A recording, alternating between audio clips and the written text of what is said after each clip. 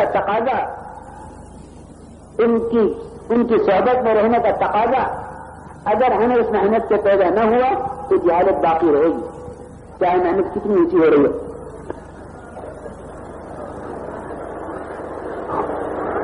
یہ محنت تو امت کے اندر علماء کی محتاجگی پیدا کرنے کے لیے ہے، اسے تو نہیں ہے کہ ہم کو جماعت بن جائے، علماء کو جماعت بن جائے۔ ان جماعتوں نے تو امت کو تقسیم کیا ہے۔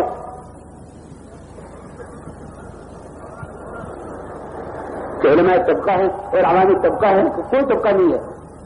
جتنا طبقات میں گھسیں گے جہالتیں ختم ہوں گی، اور اگر امت علماء سے نہ ملی اور علماء نے ان کے لیے اپنے آپ کو فارغ نہ کیا تو علم علماء میں تمہیں سمجھتے جائے گا اور جہالت امتیں پھیلتی جا رہی ہے۔ علم علماء میں سمجھتے جائے گا اور امت میں جہالت پھیلتی جا رہی ہے۔ یہ دونوں کی ذمہ داری ہے کہ علماء اپنے آپ کو امت کے لیے فارغ کریں۔ مولوی اثر یہ فرماتے تھے کہ میرا دل یہ کہتا ہے کہ ہر جماعت کے ساتھ ایک مولوی ایک قاری ہو۔ یہ سچی کہتا ہوں 60% جماعتیں وہ پھر رہی ہیں جن کو کوئی سکھلانے والا نہیں ہے۔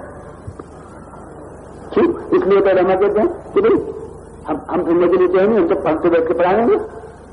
ہم یہ کہتے ہیں کہ ہم پڑھاؤ، لیکن اتنا وقت فارغ کر لو سال میں سے کہ جس میں ان پھرنے والوں کی آپ کے ذریعے سے ان کی جہالتیں ختم ہو جائیں۔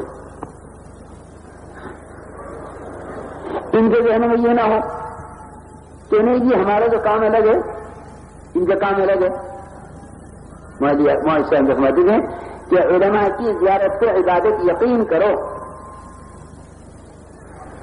علماء کی زیارت کو عبادت یقین کرو۔ کون فرماتے تھے؟ مولانا یوسف صاحب رحمۃ اللہ علیہ کہ علماء کی زیارت کو عبادت یقین کرو، کہ اس کے بغیر جہالت نہیں ختم ہوں گی۔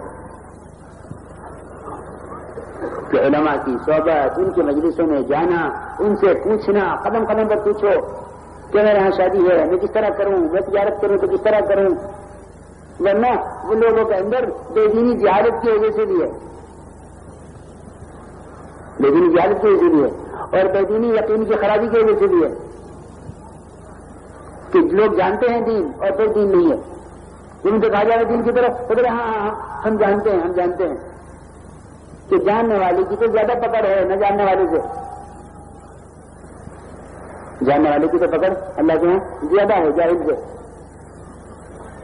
اس لیے میرے بزرگ دوست عزیزوں، علماء کی خدمت میں حاضری دینا، ان سے ہر قدم پر مسائل کو زندگی کے ہر لائن میں پوچھنا، یہ نہیں یہ ہم تو دنیا دار آدمی ہیں، ہمارا کام تو ہماری لائن الگ ہے، یہ علماء اس کو نہیں جانتے کہ جس چیز کو علماء نہیں جانتے کہ تو اس راستے پہ چلا کیوں؟ تو یہ تو وہ راستے اختیار کرنے چاہیے جو ان کے مطابق ہے کہ یہ ہماری لائن ہے، کہ نہیں اپنی لائنوں کو ان سے آ کر بتلاؤ کہ ہم یہ کر سکتے ہیں کہ نہیں، بتائیے شریعت کی روشنی میں۔ ایسا نہ ہو خدا نہ کرے کہ یہ محنت ہمیں علماء سے الگ کر دے، یا علماء اس محنت کو اپنی محنت سے الگ سمجھے، تو یہ بڑے نقصان کی چیز ہے۔ بلکہ دعوت تو علم میں اور علماء میں اور عوام میں کہ اتنا اختلاف پیدا کرے گی کہ جس سے جہالتیں ختم ہو جائیں گی۔ اس طرح ہمیں علم کی دعوت دینی ہے، اپنی ذات سے علماء کی مجلسوں میں بیٹھ کر علم سیکھنا ہے، اور رو رو کر اللہ سے مانگنا ہے کہ اللہ تم مجھ سے اس وقت کیا چاہتا ہے، تم اس پر کھول دے۔ ہاں، کیونکہ علم کسے کہتے ہیں کہ علم اللہ مجھ سے کیا چاہ رہا ہے، اسی کا نام علم ہے۔ ابھی تو لوگوں کو علم خبر علم کسے کہتے ہیں، ڈاکٹری کا علم، سائنس کا علم، کہ نہیں علم تو وہ ہے جو اللہ ہم سے چاہ رہا ہے، اور فن وہ ہے جو مخلوق ہم سے چاہ رہی ہے۔ فن کیا ہے کہ ہم سے مخلوق چاہے، کہ مریض ڈاکٹر کو چاہے اور مقدمہ رضا ہو وکیل کو چاہے، وکیل صاحب کی ضرورت ہے تو وکالت علم نہیں بنے گا. لوگ دھوکے میں ہیں کہ میں نے وکالت سیکھ لی میں عالم ہو گیا. اور ڈاکٹر دھوکے میں ہے کہ میں نے ڈاکٹری سیکھ لی میں عالم ہو گیا. کہ نہیں میرے دوست بزرگوں، جو چیز ہم سے مخلوق چاہے وہ فن ہے، اور جو ہم سے اللہ چاہے وہ علم ہے. اس لیے اللہ ہم سے یہ چاہ رہے ہیں کہ وہ ہم حاصل کریں، تو یہ علم ہوا. خیر اللہ رب العزت کے جو ہم سے چاہ رہے ہیں اس کے مطابق چلنا یہ دین ہے، اس کے مطابق چلنا دین ہے. ورنہ علم ہوگا اور دین نہیں ہوگا. ایسے بھی ہوتا ہے کہ اللہ مجھ سے یہ چاہ رہے ہیں اس کی مجھے خبر تو ہے لیکن اس کے مطابق زندگی نہیں ہے تو دین نہیں ہے. ورنہ بہت سے لوگ تو دین کو جانتے ہوئے اپنے آپ کو دیندار سمجھتے ہیں کہ بس ہم دین جانتے ہیں، ہمیں خبر ہے دین کیا ہے. کہ نہیں، معلومات کا نام دین نہیں ہے بلکہ عمل کا نام دین ہے. کہ اگر عالم کے پاس عمل ہے تو وہ دیندار ہے، ورنہ وہ عالم بے دین ہے. عالم بے دین ہے. اس لیے میرے بزرگ دوست عزیزو، ہم اللہ والے علم حاصل کریں، اپنی ذات سے اللہ کے ہر حکم کو پورا کریں، اور اس بات کی تحقیق میں لگیں کہ اللہ ہم سے کیا چاہتا ہے، اور رو رو کر اللہ سے مانگیں کہ اللہ تو جو ہم سے چاہتا ہے تو ہمیں اس کی توفیق دے دے، تو ہمیں جہالت سے نکال دے. علم نافع کو اللہ سے مانگا گیا ہے، مسلم دعاؤں میں ہے انی اسألک علما نافعا، کہ میں تجھ سے علم نافع چاہتا ہوں. کیونکہ علم بھی دو قسم کا ہے، ایک علم زبان کا ہے، ایک علم دل کا ہے. حدیث میں آتا ہے العلم علمان، علم فی القلب علم فذاک علم نافع، وعلم فی اللسان فذاک حجۃ اللہ علی ابن آدم. علم بھی دو قسم کا ہے، حدیث میں ہے. یہ نہیں کہ علم جو آدمی جانتا ہوں وہ علم، کہ نہیں، علم بھی دو قسم کا ہے، ایک دل کا علم ایک زبان کا علم. ایک دل کا علم ایک زبان کا علم. کہ دل کا علم کیا ہے؟ کہ دل کا علم تو یہ ہے کہ بندہ اس عمل کو پورا کر دے جو اللہ اس سے چاہ رہے ہیں، اور زبان کا علم یہ ہے کہ بندہ اس بات کو جانتا ہو جو اللہ چاہتے ہیں. جاننا زبان کا علم ہے اور ماننا یہ دل کا علم ہے. تو حدیث میں یہ ہے کہ دل کا علم کو نفع دے گا، اور زبان کا علم کہ زبان کا علم ابن آدم کے خلاف حجت بنے گا، وبال بنے گا اس کے لیے. تو لوگ جان کر مطمئن ہیں کہ ہم جانتے ہیں، حالانکہ یہ جاننا کہ یہ ان کے خلاف حجت بنے گا قیامت میں. کیونکہ جو قرآن کو جانتے تھے اس پر عمل نہیں کرتے تھے کہ یہ قرآن ہی ان کو جہنم میں لے کر جائے گا. اس لیے سے پناہ مانگی گئی ہے، اے اللہ تو قرآن کو ہمارے خلاف نہ کھڑا کیجیے قیامت میں. قرآن کس کے خلاف کھڑا ہوگا؟ کہ قرآن جاننے والوں کے خلاف کھڑا ہوگا، عوام کے خلاف نہیں ہے. قرآن جاننے والوں کے خلاف کھڑا ہوگا. تو علم عالموں کے خلاف کھڑا ہو جائے گا. کیوں؟ کیونکہ اس کے مطابق ان کا عمل نہیں ہوا. تو علم بھی دو قسم کا ہے، ایک زبان کا علم ہے ایک دل کا علم ہے. دل کا علم تو وہ ہے جو نفع دے، اور زبان کا علم وہ ہے جو آدمی کی زبان تک ہو اور تو اس کے خلاف حجت بنے گا. خیر میرے دوستوں بزرگوں، علم کے ساتھ ذکر ہے. ذکر کسے کہتے ہیں؟ ذکر کہتے ہیں اللہ کو یاد رکھنا. اللہ کو یاد رکھنا ہر حال میں، ہر موقع پر. اللہ کا یاد رکھنا ذکر ہے کہ اللہ کو یاد رکھنے سے ہی اطاعت ہوگی، اور اللہ کو یاد رکھنے سے ہی حرام سے بچے گا. جو اللہ کو بھول جائے گا اللہ کے احکامات کو بھی بلا دے گا. ہم سمجھتے ہیں کہ بس صبح شام کی تصویر ذکر ہے. نہیں، ذکر تو دل کی کیفیت ہے. اس دل کی کیفیت کی وجہ سے زبان اللہ کا نام لے. یہ زبان کا ذکر ہوا دل کی وجہ سے. دل میں اللہ کا دھیان ہے کہ وہ اللہ کو زبان سے یاد کرے، اور اگر دل میں اللہ کا دھیان نہ ہوا تو زبان جھوٹ بولے گی، زبان غیبت کرے گی، زبان وعدہ خلافی کرے گی. دل میں اللہ کا دھیان ہے ان کے کان کہ کان اللہ کے ذکر سنیں گے، تلاوت کو سنیں گے، سچائی کو سنیں گے، ورنہ کہ اگر اللہ کا دھیان نہیں ہے دل میں تو زبان کیونکہ یہ کان غیبت سنیں گے، حرام سنیں گے، گانے سنیں گے. اگر اللہ کا دھیان دل میں ہے تو یہ شرمگاہ کوئی استعمال ہوگی کہ نہیں بھائی یہ گناہ نہیں کروں گا کہ اللہ کا دھیان ہے. ہر اطاعت کرنے والا ذاکر ہے. حضرت عمر رضی اللہ عنہ کا قول ہے یہ. ذاکر کون ہے؟ جو اللہ کی اطاعت کرے وہ ذاکر ہے، اور جو اللہ کی اطاعت نہ کرے وہ غافل ہے، چاہے تسبیحات پوری کرتا ہو. تسبیحات پوری کی ہیں، صبح شام کی تسبیح پوری کرتا ہوں، مگر دکان میں اللہ کا حکم توڑ دیا وہ غافل ہے. یہ مطمئن ہے کہ میں بھی کیا کرتا ہوں کہ یہ بھی کبھی میرے زبان کا ہے جن سے تیرا غافل ہے. تو اپنے ذکر کو بھی ذکر بناؤ کہ ذکر کو ذکر کیسے بنائیں کہ ذکر کو ذکر بناؤ اللہ کے دھیان پہ، ورنہ ذکر غفلت بن جائے گا. میں لیا کر دیا سمجھتے تھے کہ جب تم اللہ کے دھیان کے بغیر ذکر کرو گے تو سستی بڑھے گی. اللہ کے دھیان کے بغیر ذکر کرو گے تو سستی بڑھے گی. ہاں بہت سے لوگ شکایت کرتے ہیں کہ یہ تصویر لے کے بیٹھے تو نیند آنے لگے، ہاں اور جب تصویر قرآن لے کے بیٹھے تو سستی ہونے لگے. اس کی وجہ یہی ہے کہ ہم ذکر کو ذکر نہیں بناتے، بلکہ یہ سمجھے کہ عادت پورا ہونا ذکر ہے، کہ عادت تو پورے ہو جائیں گے. ہاں نہیں، بلکہ ذکر تو غفلت کو توڑنے کے لیے ہے. ذکر کے لیے ہے میرے دوستوں، کیوں بھائی؟ ذکر غفلت کو توڑنے کے لیے ہے. اندر کی غفلت ذکر سے ٹوٹے گی، یعنی اللہ کے دھیان سے ٹوٹے گی. زبان تو ذکر کی کیفیت کے تابع ہے، زبان دل کی کیفیت کے تابع ہوتی ہے. دیکھو میرے بزرگ دوستوں، جب ایک آدمی کے دل میں غصہ آتا ہے تو وہ غصہ زبان سے ظاہر ہوتا ہے کہ میرے گاڑی پر آ گیا، پھر غصہ اور بڑھ گیا تو ہاتھوں سے مارنے لگا.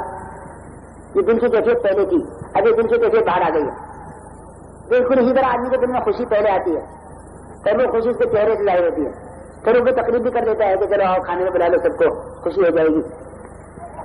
تو اصل ذکر اور غفلت دل کے اندر کی چیز ہے، جس طرح غصہ اور خوشی دل کے اندر کی چیز ہے.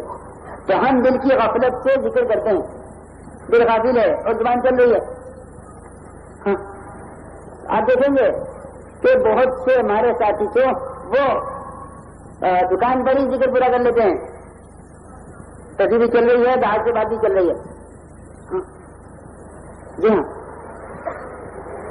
دیکھو میرے بزرگ دوستوں، اگر ذکر غفلت سے کیا گیا تو یہ ذکر غفلت پیدا کرے گا. کہ ذکر کیا چاہے کہ ذکر چاہے تبتل، اور تبتل کسے کہتے ہیں؟ کہ تبتل کہتے ہیں کہ اللہ کے غیر سے کٹ کر اللہ کو یاد کرنا.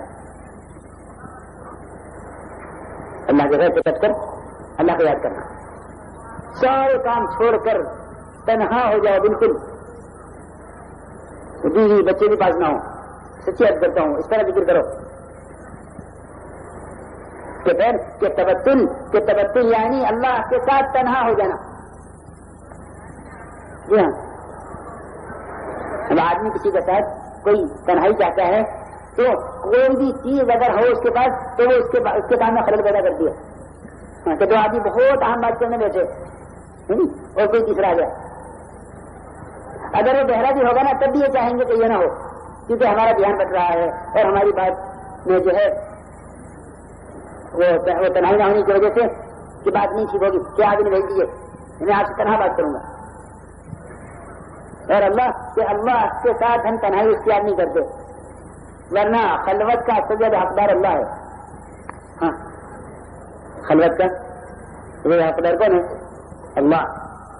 کہ اللہ کے ساتھ تم خلوت اختیار کرو، پھر دیکھو ذکر کی لذت. ورنہ دنیا کے کام کرتے کرتے اللہ کو یاد کرو گے جو انتہائی غفلت کے ساتھ ہوگا. اس لیے میرے بزرگ دوستوں عزیزوں، ہم ذکر کو ذکر بنانے لگے دھیان سے. سب سے پہلا کام یہ ہے کہ ہم صبح کو ایک تسبیح تیسرے کلمے کی، سبحان اللہ، الحمدللہ، لا الہ الا اللہ، اللہ اکبر، ولا حول ولا قوت الا باللہ العلی العظیم، اس کو یعنی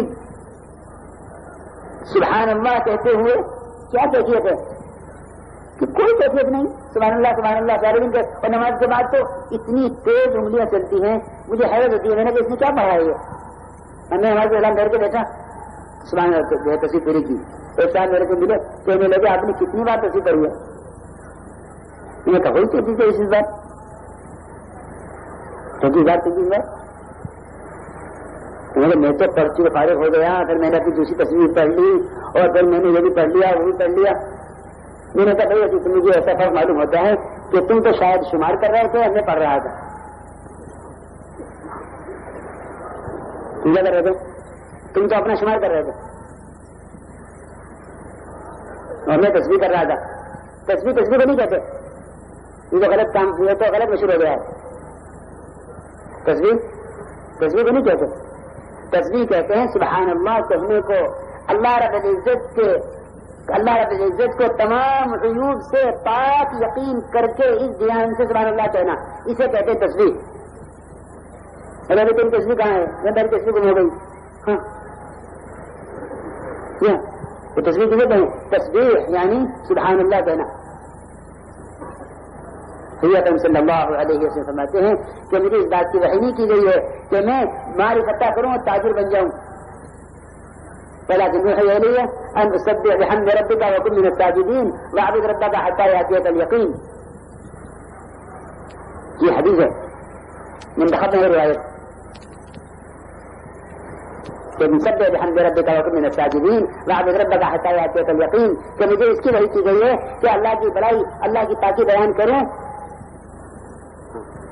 اور سجدہ کرنے والوں کے ساتھ رہوں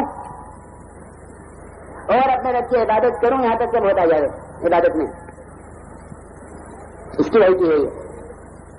تو اپنے ذکر کو ذکر بنا اللہ کے دھیان سے سبحان اللہ کہتے ہوئے اس بات کا یقین ہو کہ اللہ نے مجھے احد پہاڑ سے زیادہ، احد پہاڑ سے بڑا اجر دے دیا۔ بتاؤ کبھی خیال ہوتا ہے اس کا؟ سوچو، سارے اعمال عادت بنے جا رہے ہیں، وظیفہ وظیفہ کر لیا تو وظیفہ پورا ہو گیا، سب ہمارے عادت بنتے جا رہے ہیں۔ اگر سبحان اللہ کہتے ہوئے اس کو یقین ہو اللہ نے مجھے احد پہاڑ سے بڑا اجر دے دیا، میرے دوستوں یہ نہیں کہ دیں گے، ہم تو سارے باتوں کو شب پر بیان کر رہے ہیں۔ یوں کہو کہ جس نے سبحان اللہ کہا اللہ نے اس کو احد پہاڑ سے بڑا اجر دے دیا۔ بتاؤ کیا کیفیت ہوگی اگلے سبحان اللہ کہنے کی؟ جب ایک مرتبہ سبحان اللہ کہتے اس کو یقین ہوگا، الحمدللہ کہو کہ اس یقین کے ساتھ کہ دنیا میں جو کچھ ہو رہا ہے اس سب کی نسبت اللہ کی طرف ہے۔ یہ الحمدللہ کا مطلب یہ ہے کہ جو کچھ دنیا میں ہو رہا ہے طرح اللہ کر رہے ہیں، ہم اسے کہتے ہیں لا الہ الا اللہ، اللہ کے غیر کے انکار کے یقین کے ساتھ، اللہ کی وحدانیت کے یقین کے ساتھ کہو لا الہ الا اللہ۔ ورنہ اب تو بھائی تو کیا بتاؤں، اب تو یہ مزاج بنتا جا رہا ہے کہ بھائی ذکر تو ہو رہا ہے نا، زبان تو حرکت میں ہے، اور اللہ کے دھیان کے بغیر بھی ذکر کرنا یہ خالی سے خالی نہیں۔ جو اصل مقصد تھا کہ اللہ کا دھیان اس کے ذکر سے پیدا ہو، اس مقصد کو چھوڑ دیا۔ میرے بزرگ دوستوں عزیزو، اس طرح کر کے دیکھو تو بہت نفع ہوگا۔ ہمیں یہ باتیں اپنی طبیعتوں کو بدلو، تنہائی میں ذکر کیا کرو، سب سے الگ ہو کر، میرا یہ وقت میرے رب کے ساتھ ہے۔ آدمی یعنی اپنے چاہنے والوں کے ساتھ تنہا ہو جاتا ہے نا، کہ اس طرح اپنے رب کے ساتھ تنہا ہو جاؤ، کوئی میرے ساتھ نہ ہو۔ میری احسان بہت تنہا جائے، اس لیے میرے بزرگ دوستوں خود تنہائی میں اللہ کو یاد رکھا کرو، ہاں اللہ کا دھیان جمع کر اللہ کا نام لو، یہ ہے ذکر۔ اور پھر درود شریف پڑھو پابندی سے صبح شام، کم سے کم 100 مرتبہ تو کم سے کم ہے، بالکل کم سے کم، کہ اس سے کم تو ہونا ہی چاہیے۔ ہم درود شریف پڑھتے ہیں کبھی یہ خیال یقین نہیں ہوتا کہ میں اللہ تعالیٰ سے یوں کہہ رہا ہوں کہ اے اللہ میں تو محمد صلی اللہ علیہ وسلم کے احسانات کا بدلہ چکانے سے قاصر ہوں، بلکہ میں نہیں، اگر سارے اگلے پچھلے جتنے دنیا میں آئے یا آئیں گے یہ سب ایک وقت میں جمع ہو کر حضور اکرم صلی اللہ علیہ وسلم کے ایک احسان کا بدلہ چکانا چاہیں تو نہیں چکا سکتے۔ اے اللہ اس احسان کے ان احسانات کے بدلہ چکانے سے میں عاجز ہو کر تجھ سے کہتا ہوں کہ تو ہی رحمت نازل فرما دے محمد صلی اللہ علیہ وسلم پر۔ کبھی دوسری پر اس کے خیر آتے ہیں تو اپنے عاجزی حضور اکرم صلی اللہ علیہ وسلم کے احسانات سے عاجز ہو کر عرض کر رہا ہوں اللہم صلی علی محمد وعلی آل محمد۔ کبھی اس کا خیال آیا کہ جس نے حضور اکرم صلی اللہ علیہ وسلم پر رحمتوں کا نازل کرنے سے اپنے آپ کو عاجز سمجھ کر اللہ کے حوالے کر دیا، اللہ رب العزت ایک مرتبہ جو شریف پڑھنے پر اس پر 10 رحمتیں نازل فرماتے ہیں۔ چلو میرے بندے نے عاجز ہو کر یہ کام میرے حوالے کیا ہے، جو میرے نبی پر اتنی بڑی رحمت نازل کرانا چاہ رہا جس کو اس نے میرے حوالے کیا ہے، تو میں ایسے بندے پر کتنی رحمتیں نازل کروں۔ سوچ اس بات کو، ہمارا ہر عمل غفلت بنا ہوا ہے، ہر عمل غفلت بنا ہوا ہے۔ ہم کہتے ہیں ہر عمل کو ذکر بناؤ، ذکر کے انوارات چہرے پہ ظاہر ہوں گے۔ ایسا نہیں ہو سکتا کہ آدمی ذاکر ہو چہرے پر اس کے انوارات ظاہر نہ ہو، ایسا نہیں ہو سکتا۔ ذکر کے انوارات تو ظاہر ہوتے رہیں گے، کیوں؟ اس لیے کہ یہ کہیں کہ اللہ کے نور، اللہ کے ذکر کی روشنی مخلوق روشنی سے کہیں بڑی ہوئی ہے۔ اس سورج کی روشنی تو مخلوق ہے نا، سورج کی روشنی تو مخلوق ہے، اس سورج کی روشنی ہے۔ اللہ کے ذکر کی روشنی، اس کے انوارات یہ کہ وہ تو اس سے کہیں بڑے ہوئے ہیں۔ اس لیے میرے بزرگ دوست عزیزوں، ہم اللہ کا دھیان جمع کر اللہ کا نام لیں، پھر رو کر اللہ سے جب بھی صبح شام کی اور استغفار کیا کرو۔ ہاں استغفار کیا کرو، کم سے کم 100 بار استغفار صبح شام، کم سے کم۔ ابھی رضی اللہ فرماتے ہیں کہ میں روزانہ 12,000 استغفار کرتا ہوں۔ کتنے؟ 12,000 استغفار۔ اور پھر یہ فرمایا کہ یہ 12,000 میرے گناہوں کا قرضہ ہے۔ یہ 12,000 استغفار میرے گناہوں کا بدل ہے۔ سو نہیں دے اس وقت تک جب تک 12,000 مطلب استغفار نہ کرنے کہ بھائی سن رہے نا، 12,000 استغفار کون؟ ابھی رضی اللہ تعالیٰ استغفار وہ کرے گا جسے اپنے گناہ پر ندامت ہوگی، کیونکہ گناہ پر ندامت نہیں ہوتی اسے استغفار کی توفیق بھی نہیں ہوتی۔ اس لیے اپنے آپ کو استغفار کرو تو اس یقین کے ساتھ کہ اللہ کسی کو بخشنے والا نہیں ہے، بس یہی استغفار ہے۔ استغفار بھی ذکر ہے، ہم کی شکل میں ذکر ہے نا، کیا کہ اللہ کی وحدانیت کے دھیان سے اللہ کو یاد رکھنا۔ اسی طرح استغفار بھی ذکر ہے کہ اللہ کو اس کی صفت غفاری سے پکار، اللہ کو اس کی صفت غفاری سے یاد رکھنا، یہ استغفار کا مطلب۔ اللہ کو اس کی صفت غفاری سے یاد رکھنا، یہ ہے استغفار کا مطلب۔ کہ ہمارا دھیان کہیں کا کہیں اور ہم نے 100 بار استغفر اللہ کہہ دیا، اس بات کا یقین استغفار کرتے ہوئے کہ اللہ کے سوا کوئی میرے گناہ کا بخشنے والا نہیں، یہ ہے استغفار کرنا۔ اس طرح کم سے کم 100 بار صبح، 100 بار شام کو استغفار کیا کرو۔ پھر زور کر اللہ سے مانگو، اے اللہ مجھے اپنے دھیان کی حقیقت دے دے۔ ذکر کی حقیقت کیا ہے؟ اللہ کا دھیان۔ پھر زور کر اللہ سے اللہ کے دھیان کو مانگو۔ یہ ہے، اس طرح ہمارے اندر علم اور ذکر آ جائے گا۔ اسی طرح میرے بزرگ دوستوں، ہم دوسروں کو دیں گے اکرام کی دعوت، تاکہ میرے اپنے اندر بندوں کے حقوق کے ادا کرنے کا جذبہ میرے اندر پیدا ہو، اور اس بات کا مجھے یقین حاصل ہو جائے کہ اللہ رب العزت اپنے بندوں کے حقوق کے ادا کرنے پر مجھے کیا دیں گے۔ ٹھیک ہے، جس کو یہ نہیں خبر کہ بندوں کا حق ادا کرنے پر اللہ کیا دیں گے، وہی تو بندوں کا حق مارے گا نا۔ بندے حق کو مارے گا. اس لیے نہیں خبر کہ حقوق کیا ادا کرنے پر اللہ کیا دیں گے. اپنے اندر حقوق کی ادائیگی پر اللہ کی طرف سے جو ملنے والا ہے اس کا یقین پیدا کرنے کے لیے دوسروں کو قرآن مسلم کی دعوت. اپنی ذات سے خدمت اور تواضع اور ایثار اور چھوٹے چھوٹے کام کر کے اپنے اندر اقرار مسلم کی اصلاح پیدا کرو. یہ مشق ہے. اس راستے میں نکل کر کوئی مشق ہوگی اقرار مسلم کی. ٹھیک اس لیے کہ اقرار مسلم فرمایا. اقرار مسلم نہیں. مسلم کا اقرام کا احسان کے بدلے میں ہوتا ہے. یہ پیغمبر احسان کا ہم ان کو اقرام کیا. یہ بات کو ان کا بیٹے نے اقرام کیا. یہ استاد تھے تو ان کے شاگرد نے اقرام کیا. یہ پیر صاحب تھے ان کا مرید نے اقرام کیا. یہ امیر صاحب تھے ان کے معمور نے ان کے جماعت کے ساتھی نے ان کا اقرام کیا. کیوں کر رہے اقرام؟ تو ہمارا امیر صاحب ہے. ان کا اقرام کیوں کر رہے تھے؟ ہمارے استاد ہیں. یہ ہمارے باپ ہیں. یہ ہمارے شیخ ہیں. یہ ہمارے پیر ہیں. یہ سارا اقرام تو ہے کسی چیز کے بدلے میں. ایک اقرام مسلم, ایک اقرام محسن, ایک اقرام مسلم اور ایک اقرام محسن. تو اقرام محسن تو احکام کے بدلے میں ہے. اقرام مسلم تو صرف مسلمان ہونے کی وجہ سے اقرام کر رہا ہے. ایسی بات نہیں کہ اقرام مسلم امت کو جوڑ دے گا. ایک آدمی کو پانی پلا رہا ہے, ایک آدمی میرا سامان اٹھا رہا, ایک آدمی میری دوا کر رہا, ایک آدمی میری. اسی لیے کہتے ہیں کہ مسلمان کو چاہیے کہ مسلمان کے جنازے میں شرکت کرے. جی ہاں, تو کیا آپ کی رشتے داری ہے کہ نہیں؟ جنازے میں رشتے دار کا ہونا ضروری نہیں ہے. تو کس کو جانا ہے؟ مسلمان کا. تو چلو بس سلام کرو. کس کو جانتے ہو, جس کو نہیں جانتے اس کو بھی. ورنہ اس وقت دنیا میں سلام ان کے درمیان ہے جن کے درمیان تو جان پہچان ہے.